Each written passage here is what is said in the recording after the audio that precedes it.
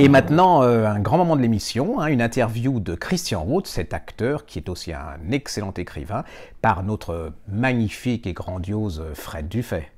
Alors, mon dernier ouvrage s'appelle La petite mort de Virgile. C'est un roman que j'ai mis assez longtemps à écrire, j'y ai mis beaucoup de moi-même, et qui est sorti il y a 1 mois et demi. Mon expression, c'est un polar d'amour noir, ou un roman noir d'amour. Voilà, c'est un genre qui n'existe pas, mais c'est pour simplement expliquer que c'est un peu plus qu'un polar, c'est aussi une histoire qui va tourner autour d'un homme qui est fou amoureux de sa femme et qui a peur de la perdre. Pour cela, il va se lancer dans une aventure complètement folle, comme tous les hommes le font quand ils sont passionnément amoureux.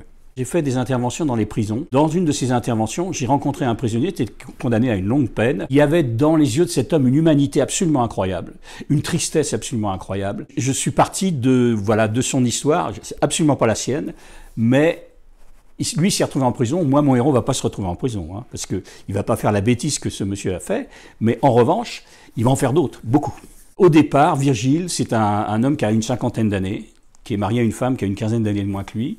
Il est fou amoureux de sa femme. Il a fait fortune. Au moment où l'histoire démarre, il va faire faillite. Et là, il a peur d'une chose, c'est de perdre sa femme, parce qu'il se dit, si je fais faillite, est-ce qu'elle va vouloir revenir en arrière? Est-ce qu'elle va supporter de ne plus avoir tout ce que je lui ai offert pendant toute ma vie? Et il est terrorisé par ça.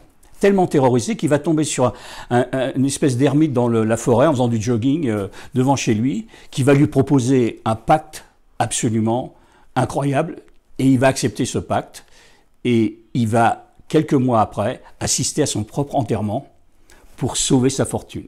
J'ai essayé de construire l'arnaque parfaite, et normalement, tout devrait bien se passer, mais comme Virgile est amoureux, ça ne peut pas se passer complètement bien, parce que quand on est amoureux, on fait des erreurs.